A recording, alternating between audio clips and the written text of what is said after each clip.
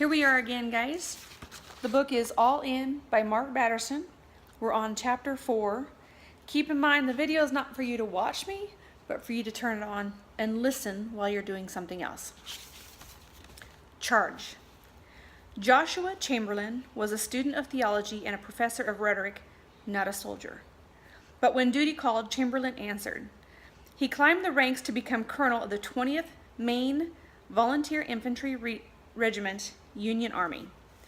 On July 2, 1863, Chamberlain and his 300-soldier regiment were all that stood between the Confederates and certain defeat at a battlefield in Gettysburg, Pennsylvania.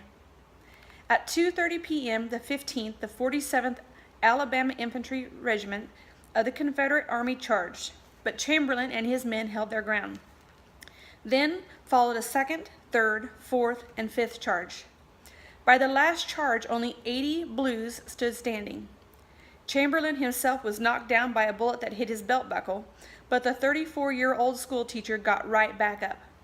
It was his date with destiny. When Sergeant Tozier informed Chamberlain that no reinforcements were coming and his men were down to 1 round of ammunition per soldier, Chamberlain knew he needed to act decisively. Their lookout, a young boy perched high in a tree on Little Round Top, informed Colonel Chamberlain that the Confederates were forming rank. The rational thing to do at that point, with no ammunition and no reinforcements, would have been to surrender. But Chamberlain wasn't wired that way. He made a defining decision that turned the tide of the war and single-handedly saved the Union.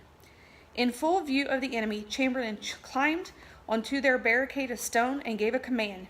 He pointed his sword and yelled, "Charge!" His men fixed bayonets and started running at the Confederate army, which vastly outnumbered them.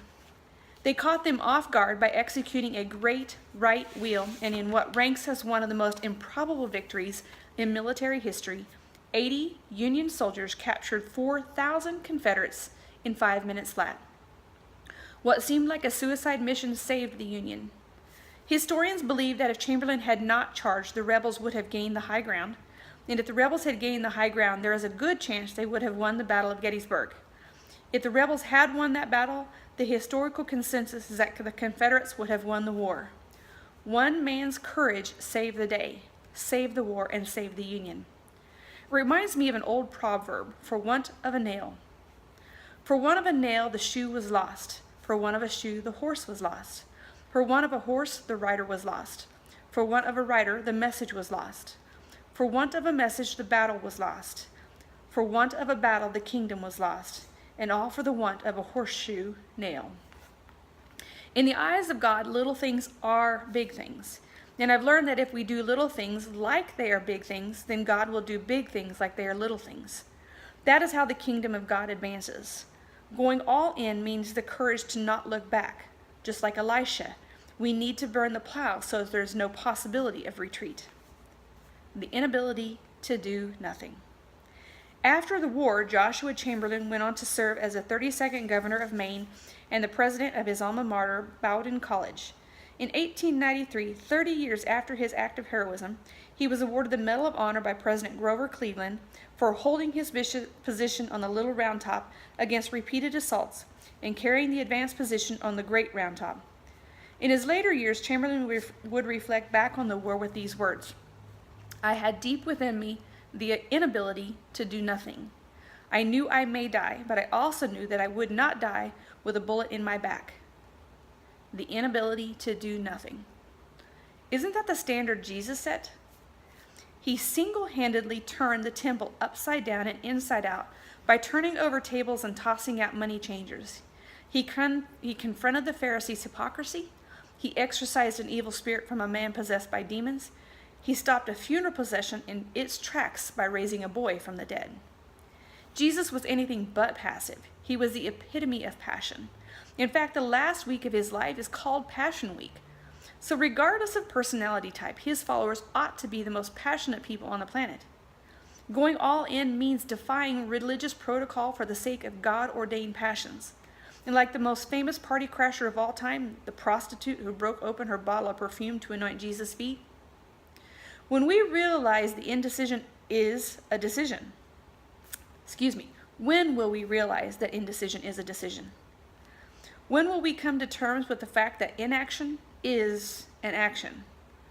The church was never meant to be a noun, and when it turns into a noun, it becomes a turnoff. The church was meant to be a verb and an action verb. 2,000 years ago, Jesus gave the command to charge, and he's never sounded the retreat.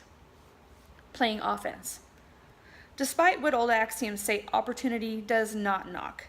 You need to knock on the door of opportunity, and sometimes you need to knock the door down. Don't wait for it to come to you. You need to go get it. Don't let it happen. Make it happen. I love how my friend Bob Goff got into law school. He now has his own law firm and serves as an adjunct law professor at Pepperdine University. But he got rejected when he first applied for admission. So Bob literally sat outside the dean's office all day, every day, for an entire week. The dean asked him why he was doing it, and Bob said, "Because I know you can let me in." He kept knocking on the door until the dean finally told him to go out and buy books. Going all in is not taking no for an answer. It is a sanctified, stubborn streak that doesn't allow us to give up. And for what it's worth, Joshua Chamberlain said his stubborn streak is what didn't allow him to give up when things looked hopeless. Referring to himself in the third person, Chamberlain said, "Their leader had no real knowledge of warfare or tactics. I was only a stubborn man. That was my greatest advantage in this fight." Going all in is the unwillingness to give up. No matter how many times you get knocked down, you get back up. No matter how tough it gets, you don't give up the fight. As we'll see, Abraham hoped against hope for a son, and when God finally delivered a 25-year-old promise, Abraham passed the test of all tests by putting Isaac back on the altar. Is there something you have given up on? Maybe you need to double back and try again.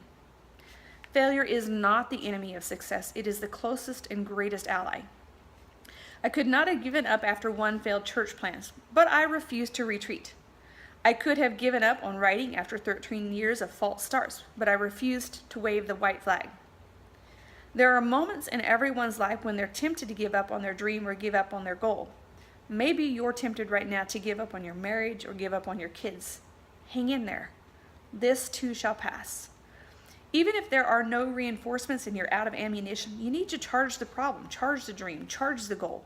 Quit making excuses, look for opportunities. Stop playing defense and start playing offense. You need to charge your marriage. You need to charge your finances. You need to charge your health. You need to charge your addiction. You need to charge your children. You need to charge your goals. You need to charge kingdom causes. You need to charge Jesus. And that's the end of chapter 4.